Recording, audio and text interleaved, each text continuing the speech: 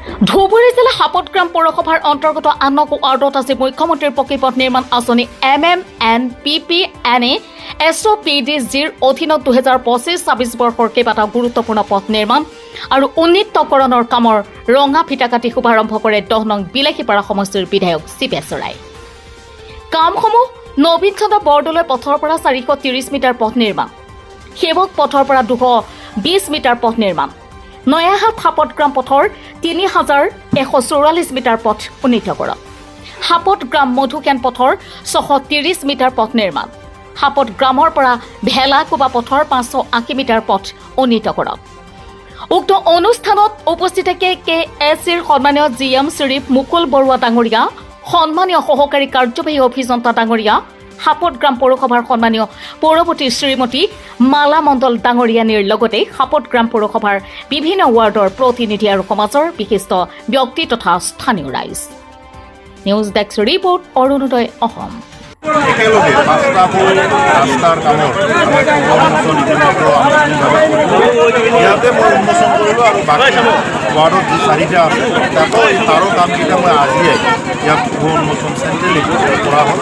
এই ৰাস্তাকেইটা আমাৰ নগৰ উন্নয়ন বিভাগৰ ফালৰ পৰা এই ৰাস্তাখিনি ইয়াত দিয়া হৈছে। ৰাস্তাৰ কামৰ আজি উন্মোচন হ'ল।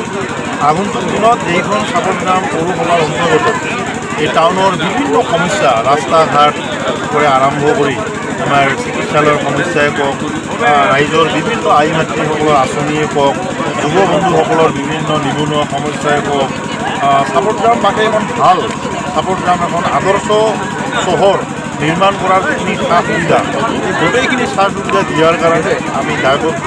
আমাৰ মাননীয় মুখ্যমন্ত্ৰী ডক্টৰ হিমন্ত বিশ্ব শৰ্মা ডাঙৰীয়াৰ নেতৃত্বত আমাৰ চৰকাৰে সাপতগ্ৰাম চহৰখন এখন সুস্থ সবল আৰু সকলো দিশত যাতে আগবঢ়া হয় তাৰ কাৰণে আমি চেষ্টা কৰি আছোঁ। তাৰ লগতে আজি ইয়াত এটা নদীৰ গৰাখহনীয়াৰ সমস্যা আছে আৰু ইয়াত চাৰ্টিফিকেট আমি বহু আকাংক্ষিত এখন চিকিৎসালয় পাবলৈ সক্ষম হৈছোঁ আৰু তাৰ কাম আমাৰ চলি আছে। ইয়াত পিছতে মই ভিজিট কৰিম। গতিকে আমাৰ চৰকাৰৰ লক্ষ্য উদ্দেশ্য হ'ল যে মই ক'লোৱেই সকলো জাতি জনগোষ্ঠী সামৰি সকলোকে লৈ এখন ভাল সাপতগ্ৰাম এখন নগৰ ৰাইজক উপহাৰ দিয়ে আমাৰ দায়িত্ব আৰু ভাল সাপতগ্ৰাম পৌৰসভা পাবৰ কাৰণে যিখিনি আমাক লাগে, এজন নাগৰিক হিচাপে জীয়াই থকাৰ কাৰণে যিমানখিনি সা সুবিধা দৰকাৰ, এই গোটেইখিনি সা সুবিধা আমাক পোৱাৰ কাৰণে আমাক এজন ভাল প্ৰতিনিধি লাগে। আৰু সেই যি হাৰত আপোনালোকে ভোট প্ৰদান কৰিছে, মই সকলোকে বহুত আপোনালোকক ধন্যবাদ আৰু কৃতজ্ঞ।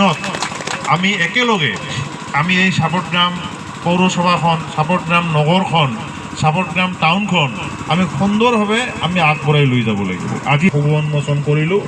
আমাৰ ইতিমধ্যে তেওঁলোকৰ কামটো চাব যাম যে কেনেকৈ কাম কৰি আছে। আমি কামত কোনো সাপতগ্ৰামবাসীয়ে বিচাৰিছিল আৰু সেই হস্পিটেল হৈ আছে, সন্মুখত কিবা আমাৰ গৰাখহনীয়া নদীৰ ভাঙি আছে, তো তাতেও আজি আমি পৰিদৰ্শন কৰি ইমাৰ্জেঞ্চি কি ব্যৱস্থা কৰিব পাৰোঁ তাৰ কাৰণে আমি চিন্তা চৰ্চা কৰিছোঁ।